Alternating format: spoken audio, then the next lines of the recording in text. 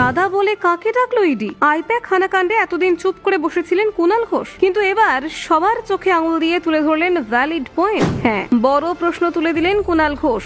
ED তল্লাশির আগে দাদাকে বার্তা। কুণাল ঘোষের পোস্টে রাজ্য রাজনীতির তোলপাড়। আইপ্যাক তল্লাশির নেপথ্যে চ্যাট ফাঁস। স্বরাষ্ট্র মন্ত্রক কি তাহলে আগে থেকেই জানতো সবকিছু? 13 ইডি অফিসার কলকাতা যাচ্ছেন। স্ক্রিনশটে উঠল বড় রহস্য। তাহলে দাদাকে? ইডি অভিযানের আগে নাম না জানা যোগাযোগে বাড়ছে ধোঁয়াশা। ইডি বনাম তৃণমূল সুপ্রিম কোর্টে চ্যাট কাণ্ডে এলো নতুন মোড়। তল্লাশির আগে আগাম খবর, তদন্ত নাকি রাজনৈতিক চিত্রনাট্য? আইপ্যাক অফিসে হানা দিয়ে চ্যাট বিস্ফোরণ। এদিকে কুণালের প্রশ্নে অস্বস্তিতে পড়ল কেন্দ্র। স্বরাষ্ট্র সচিবের নাম চ্যাটে। ইডি অভিযানে রাজনৈতিক গন্ধ কি তবে মিলেছে? দেখুন, প্রতীক জৈনের বাড়ি এবং আইপ্যাকের অফিসে এনফোর্সমেন্ট ডিরেক্টরেটের তল্লাশি ঘিরে রাজ্য রাজনীতিতে তীব্র উত্তেজনা তৈরি হয়েছে। এই ঘটনাকে কেন্দ্র করে তৃণমূল কংগ্রেস এবং কেন্দ্রীয় তদন্তকারী সংস্থার মধ্যে সংঘাত ক্রমশ তীব্র হচ্ছে। পরিস্থিতি এমন জায়গায় পৌঁছেছে যে বিষয়টি সুপ্রিম কোর্ট পর্যন্ত গড়িয়েছে। তৃণমূল সুপ্রিমো মমতা বন্দ্যোপাধ্যায় শুরু থেকেই তল্লাশিকে উদ্দেশ্য প্রণোদিত ও রাজনৈতিক প্রতিহিংসার ফল বলে দাবি করে আসছেন। তার নেতৃত্বে তৃণমূল কর্মীরা পথে নেমে প্রতিবাদ জানিয়েছেন। কেন্দ্রীয় সংস্থার ভূমিকা নিয়ে সরব হয়েছেন শাসক দল। এই আবহে তৃণমূলের রাজ্য সাধারণ সম্পাদক কুণাল ঘোষ একটি নতুন প্রশ্ন তুলে দিয়েছেন।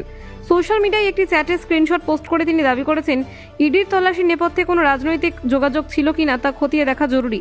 কুণাল ঘোষ যে স্ক্রিনশট প্রকাশ করেছেন তা দেখা যাচ্ছে দাদা সম্বোধন করে এক ব্যক্তি অন্যজনকে জানাচ্ছেন যে 13 জন ইডি অফিসার কলকাতা যাচ্ছেন। ওই বার্তায় আরও উল্লেখ রয়েছে, গুলশান রায় নামে এক সাইবার বিশেষজ্ঞ কলকাতা যাচ্ছেন এবং সিজিও কমপ্লেক্সে একটি জরুরি বৈঠকের কথা বলা হয়েছে। চ্যাটের শেষে উল্লেখ রয়েছে যে এই বিষয়ে স্বরাষ্ট্র মন্ত্রকের সচিব শকিত কুমারের সঙ্গে কথা হয়েছে। তবে এই বার্তা কে কাকে পাঠাচ্ছেন কিংবা দাদা বলতে ঠিক কাকে বোঝানো হয়েছে তা ওই স্ক্রিনশট থেকে স্পষ্ট নয়। এই অস্পষ্টতাকেই কেন্দ্র করে কুণাল ঘোষ প্রশ্ন তুলেছেন। তার দাবি, সরকারি তদন্তের মতো সংবেদনশীল বিষয়ে আগাম তথ্য যদি কাউকে জানানো হয়ে থাকে তবে তা অত্যন্ত গুরুতর বিষয়। তিনি মনে করছেন এর পেছনে কোনো বৃহত্তর চক্রান্ত থাকতে পারে। সোশ্যাল মিডিয়ায় দেওয়া পোস্টে কুণাল লেখেন, আইপ্যাক অফিসে তল্লাশির নামে কোনো সুপরিকল্পিত চিত্রনাট্য তৈরি করা হয়েছিল কিনা তা খতিয়ে দেখা প্রয়োজন। চ্যাটের তথ্য সত্য হলে পূর্ণাঙ্গ তদন্ত হওয়া উচিত বলে তিনি মন্তব্য করেন। কুণাল ঘোষ তার আরও প্রশ্ন তোলেন, ইডির তল্লাশি কি স্বরাষ্ট্র মন্ত্রক থেকে নিয়ন্ত্রিত হচ্ছিল? তার মতে সাধারণত কোনো অফিসারকে দাদা সম্বোধন করা যায় না। এই শব্দটি সাধারণত কোনো রাজনৈতিক ব্যক্তির ক্ষেত্রে ব্যবহৃত হয় বলে তার দাবি। এই দাদা কে এবং তাকে কেন সরকারি কাজে আগাম খবর জানানো হলো সেই নিয়ে মুখ খুলেছেন কুণাল ঘোষ। তিনি বলেন, পুলিশ পুরো বিষয়টি খতিয়ে দেখবে এবং সত্যটা সামনে আনা হবে।